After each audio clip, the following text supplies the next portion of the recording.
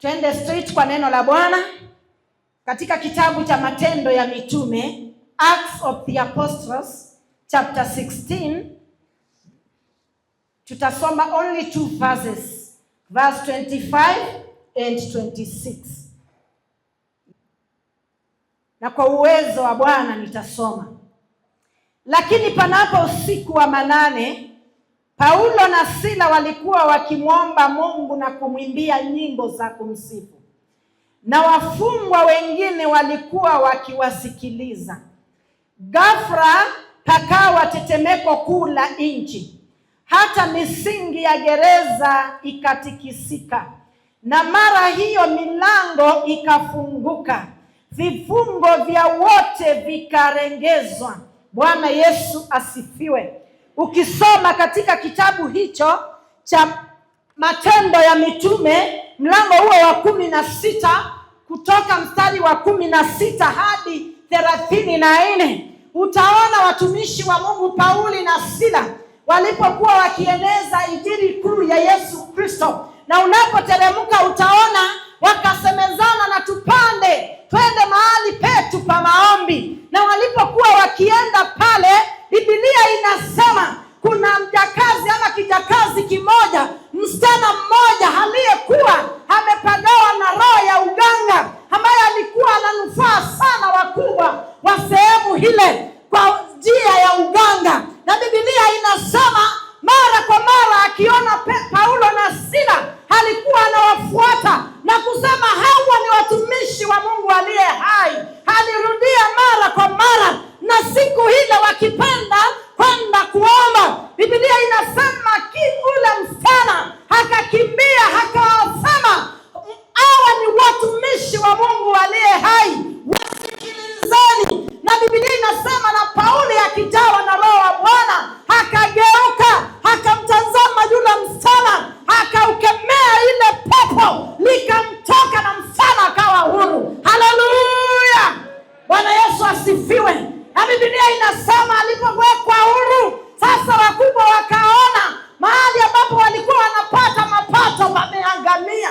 So ukisoma utaona wakawashika Petro na Paulo na Sila, wakawatoa nje, wakawaambia watu hawa watu wanaharibu desturi yetu kama Warumi. Yule mkuu wa askari akapewa amri ya kwamba wamshike Paulo na Sila, wawafunge na awatie gerezani. Na Biblia inasema kwa sababu amri ilikuwa ya kuharakisha, akawashika, wakafungwa, wakawekwa kwa gereza, na pale wakafungiwa kwenye miti. Haleluya! Biblia inaendelea na kusema wakawekwa huko ndani, na askari wakaamrishwa walinde wasitoke pale. Ningependa sasa tuone tabia na desturi za prisoni. Kuna ndugu yangu alifungwa prison. Alipotoka pale alikuwa na chawa nyingi sana. Ni tukimtoa pale alikuwa karibu kufa. Nikamuuliza mbona uko hivyo? Akaniambia mahali pale ni mahali pa mateso. Mahali pale kwa gereza ukifungiwa pale unafanyiwa yale mambo mabaya sana, na zaidi ya yote chawa zinakukula usiku na mchana. So let us assume sasa Paulo na Sila wamewekwa kwenye gereza ile ambapo kuna chawa, ambapo kuna baridi, ambapo kuna kila aina ya mateso mahali pale. Lakini kuna jambo inanifurahisha. Mada ya siku ya leo ni ya kwamba worship, unlocking through worship. Praise the Lord. Unlocking through worship. Na tutaona katika mahali pale mstari wa 25 na mstari wa 26. Basi walipowekwa mahali pale kuna mambo ambayo yalitendeka, na hayo mambo sasa tutayaona tukiingia sasa katika neno la Bwana. Worship is more than a song. Worship is a spiritual key that unlocks chains. Worship is a spiritual key that unlocks open doors. Worship is a spiritual key that invites God's power into our situation. Hallelujah! Worship.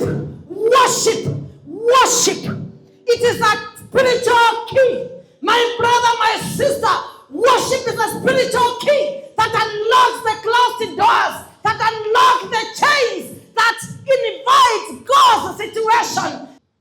Today we have come for evening praise and worship. Praise and the worship, or worship experience, it is an art engaging.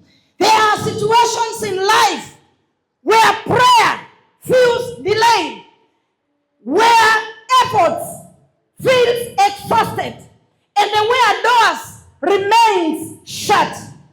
You have tried everything, but nothing is changing, my brother, my sister. But there is a dimension many overlooked, that is worship. Amen. Kuna watu ambao hawatambui ya kwamba worship is everything. Worship is everything. When we worship raises heaven's response. We can see Paul and Silas, the men of God, they were wrongly accused. They were beaten publicly, yes. They were thrown into prison.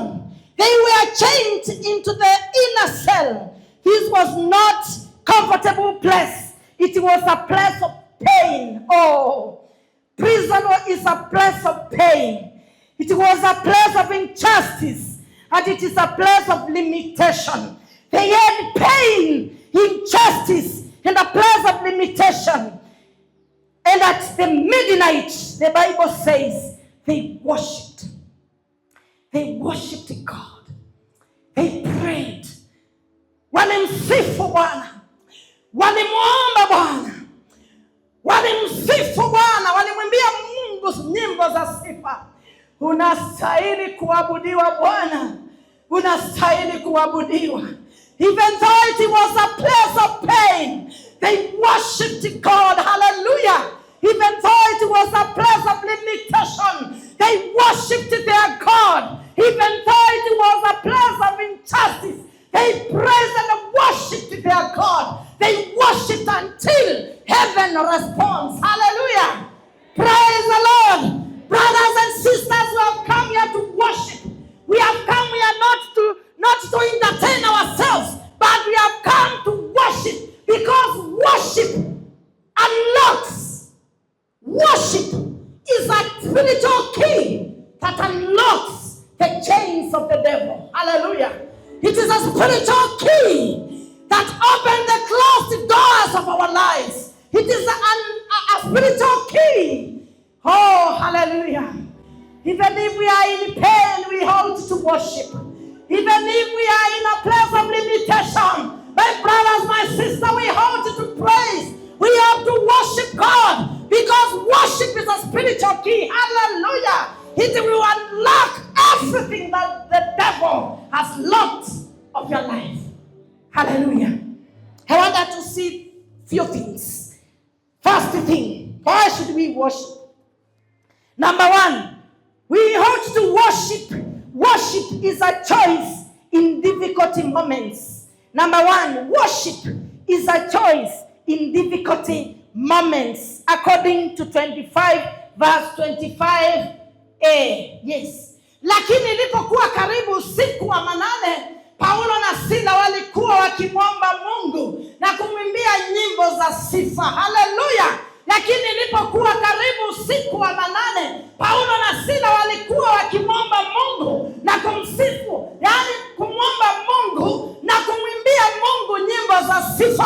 Hao watu walikuwa wamechapa kichapo kibaya. Hao watu walikuwa wamefungwa, ijapokuwa mikono na miguu ilikuwa imefungwa, mioyo yao ilikuwa huru. Haleluya. Mioyo yao ilikuwa huru kumsifu na kumwabudu Bwana. Ninapotazama na macho ya kiroho, ninaomba wakisema,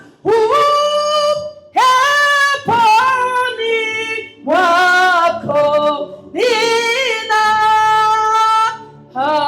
amani,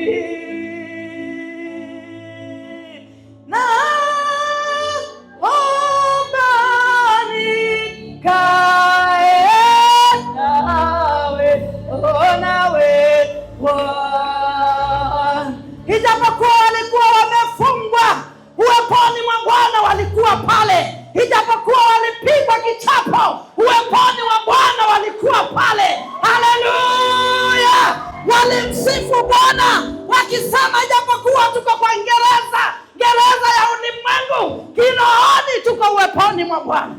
They praised their God. Walisifu Bwana, walimwomba Bwana maombi ya sifa, na maombi yao yakamgusa moyo wa Bwana. Hallelujah. Praise the Lord. The Bible says midnight, at the midnight, they praised their God. They worshipped their God until that worship, heaven's response. Hallelujah. Bwana Yesu asifiwe. Pigia Yesu makofi. At the midnight, my brothers, my sisters, today, what is your midnight? Midnight represents darkness in our lives. Midnight represents confusion of life. Midnight can represent waiting for a long time. You have prayed, but you are still waiting. Midnight can represent hardships of life. What is your midnight? Hao wapendwa, katika usiku wa manane wa kwao, walikuwa damu inawatiririka, walikuwa wamepigwa. They were in a place of limitation. They were in a place of pain. They were in place of confusion. Lakini wakiwa pale, wakamwimbia Bwana, wakamsifu Bwana, wakamuomba Bwana, mpaka their worship ika-unlock chains ambazo walikuwa wamefungiwa. Hallelujah. Bwana Yesu asifiwe. They chose worship in the worst moment. They worshipped God. Brothers and sisters, it takes faith to worship when life hurts. It takes faith to worship wakati unasikia moyo wako umevunjika.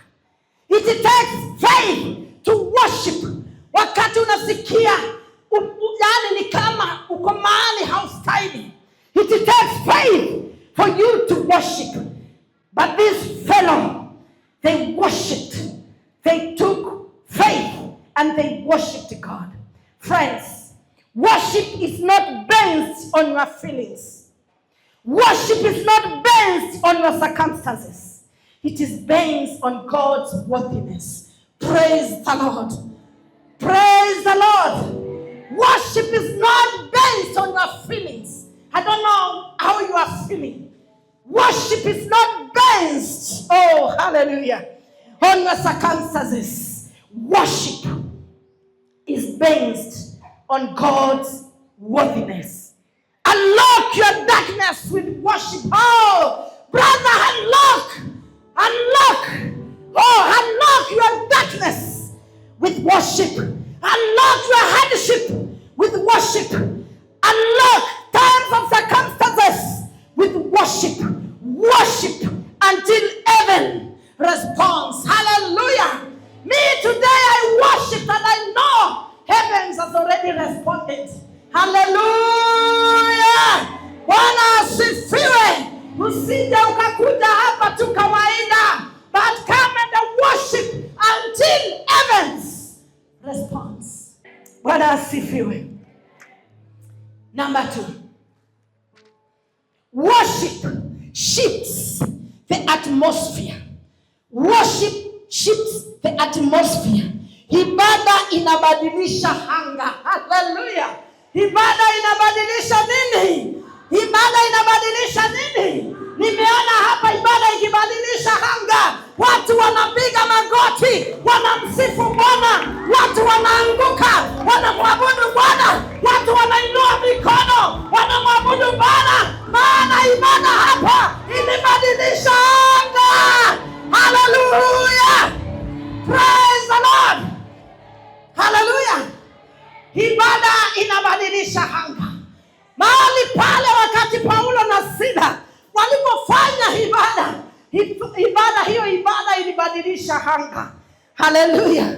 The Bible says according to 25b, na wafungwa hapo, na wafungwa wengine walikuwa wakiwasikiliza. Amen. Hapa ibada ilifanyiwa na watu wawili, Paulo na Sila, na wakati walipoinua ibada juu, gereza yote ikapinduka. Badala ya kuwa gereza ikawa a prayer center. Hallelujah. Ikawa a prayer center. Waumini wote, wafungwa wote wakaingiana na wao wakaanza kumsifu Bwana. Amen.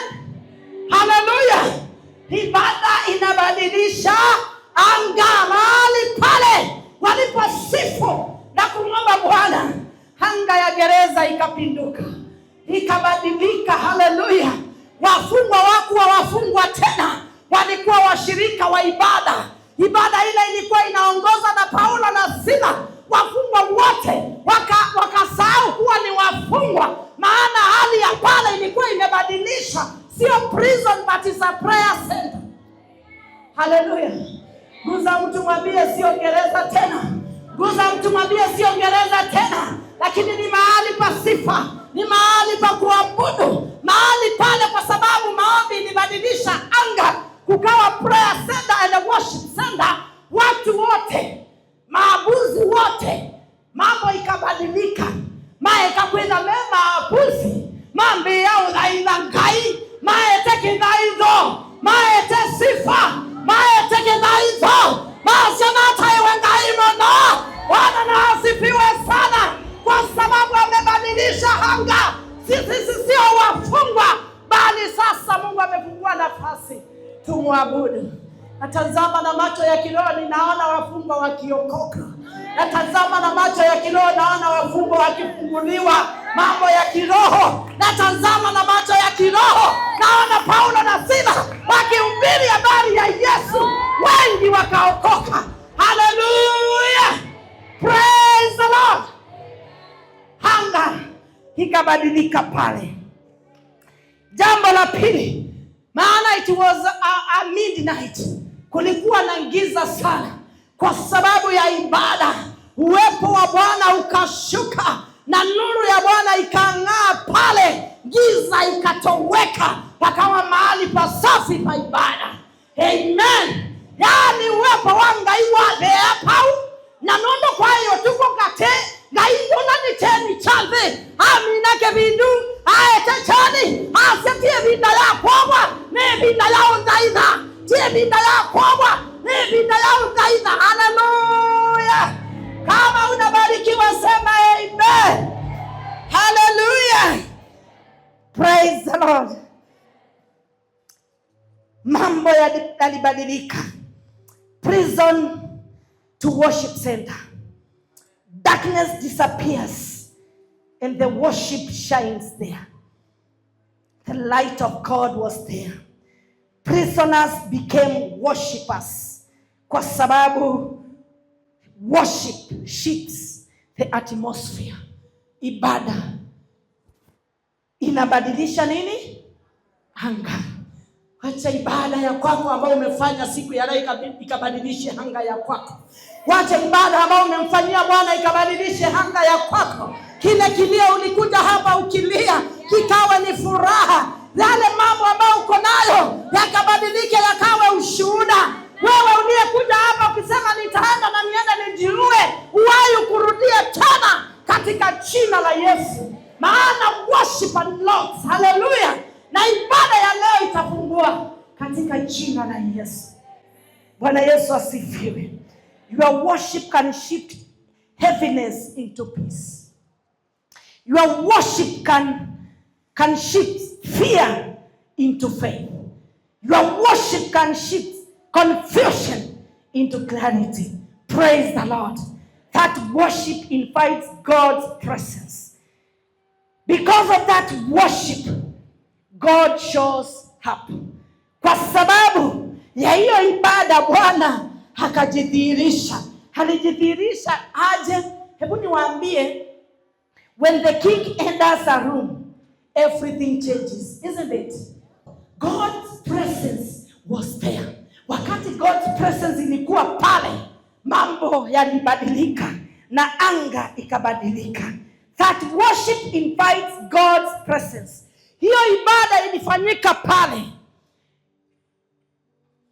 ili invite God's presence, ili invite God's peace, na ikakaribisha God's power ama nguvu za Bwana mahali pale.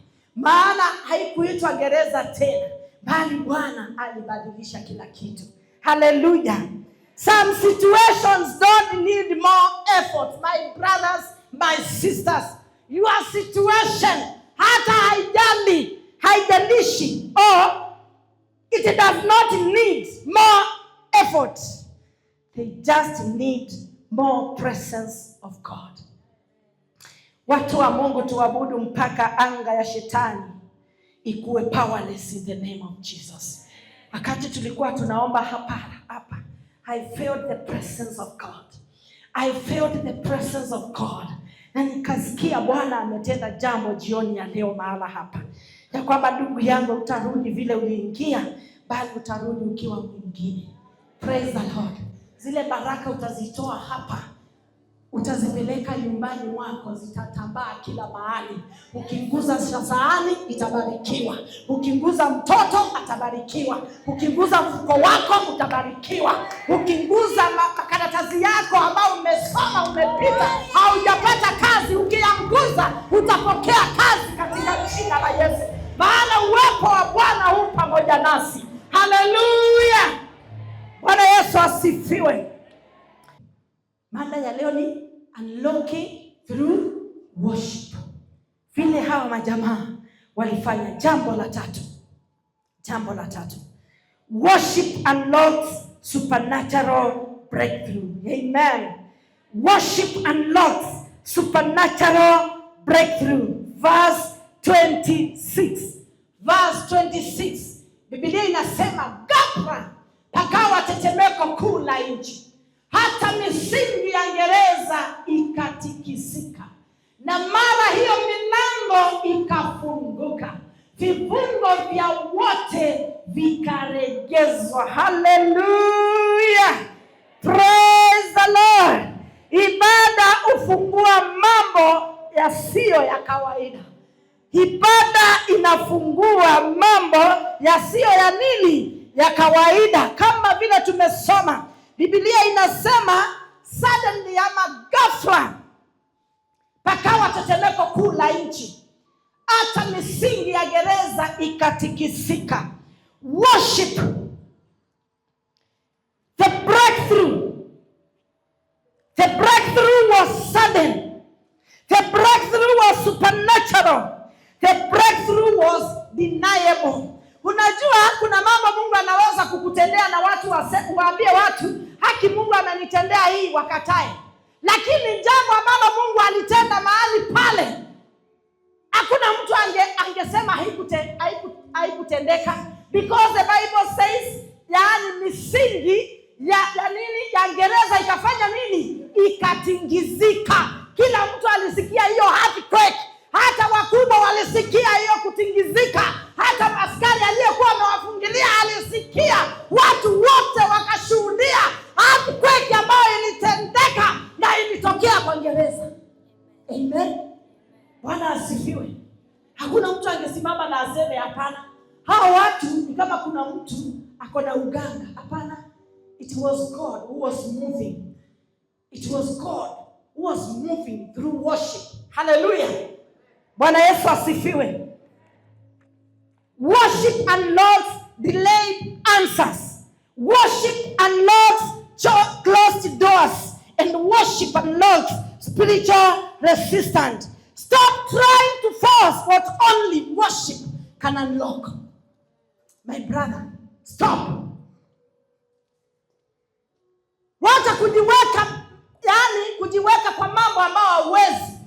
Mambo ambayo ibada inaweza kufanya nini? Kufungua. Nenda mbele za Bwana, fanya ibada. Mwambie Bwana, nimekuja hapa na jambo moja. Nifungulie huu mlango, nataka my breakthrough. I need my breakthrough. I need my children's breakthrough. Ninataka breakthrough katika biashara yangu. Ninataka breakthrough katika huduma yangu. Ninataka breakthrough katika kazi yangu. Ninataka breakthrough.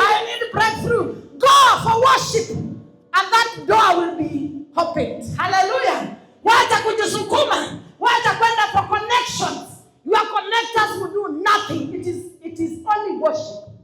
It is only worship. Your connectors will be in faith. It is only worship. Bow before the Lord. Worship. And it will be done. Praise the Lord. Bwana asifiwe. Jambo la pili, everyone's chain came loose. Not just Paul and Silas.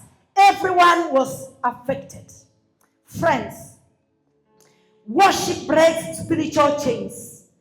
Worship breaks emotional burdens. And the worship breaks patterns of struggle. Praise the Lord. Through Jesus Christ, every chain was already broken at the cross. At the cross, where I first saw the light and the burden of my heart. It was there by faith. And I am up here. Through Jesus Christ, every chain was already broken. Biblia inasema walipomsifu Bwana, walipoweka ibada mbele, iliguza moyo wa Bwana, gerezani kukatingizika, yaani vifungo vyao vikafunguka. Waliokuwa wamefungwa mikono na miguu yote chini, yale mambo yalitokea pale, supernatural things. Hallelujah. Jambo la pili, milango iliyofungwa na wanadamu yote ya vyuma ikafunguka ikawa wazi. Na unaposoma utaona all the prison doors flew open. God opened what man had shut. There are doors, there are opportunities, there are restorations, there are favor that only God can open for you. Hallelujah. There are opportunities that God is already to open for you. There are doors ambazo Bwana ataenda kuzifungua. Kuna opportunities ambazo Bwana atakufungulia. Kuna kazi ambayo Bwana ataifungua kwako. Kuna breakthrough ambayo Bwana ataifungua kwako. Receive in the name of Jesus. Receive in the name of Jesus. Receive in the name of Jesus. Receive in the name of Jesus. Hallelujah. Kuna wadada hapa wamefungiwa milango ya kuolewa. Today receive your opportunity. Receive. Pokea mwana wa kwako. Kuna vijana hapa hawajaoa wamefungiwa. Wapokeeni wake wa kweli. Hallelujah. Praise the Lord.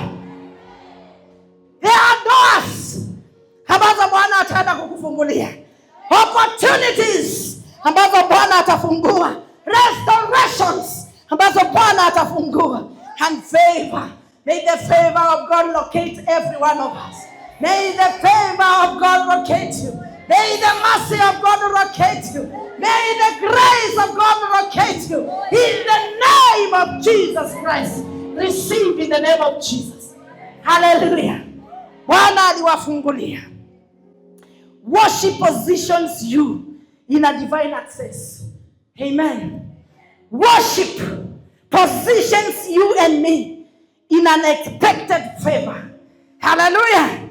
Worship positions you and me to open doors.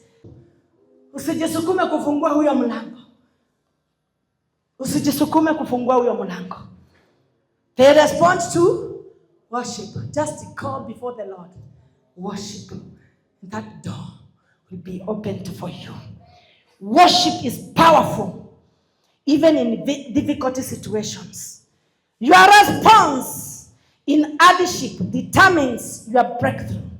Worship unlocks chains, doors, and divine interventions. God meets you in your pain when you worship. Praise the Lord. Through Jesus Christ, worship connects us to freedom and victory. Through Jesus Christ, through the name of Jesus and victory. They were still in chains, but they worshipped. What is your midnight? Tuulize, what is your midnight? What is holding you? Today I have come with this answer. Worship is the key. Praise the Lord. What is holding you? What is your midnight? Worship is the spiritual key. Let us worship until heavens respond. Let us worship. Let us worship. Worship daily, not only in the church. Worship in hard times, especially when it's difficult. Worship with expectations. Believe God will move. Amen.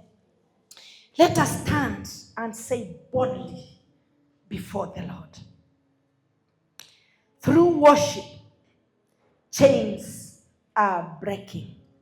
Through worship, doors are opening. Through worship, my breakthrough is here. Tusimame kama Paulo na Sila na tuseme ya kwamba tuko na shauku la kuabudu Bwana. Maana ibada inafunja vifungo vyote ambavyo shetani ametufunga. Amen. Maana ibada inafungua milango ambayo shetani amefunga.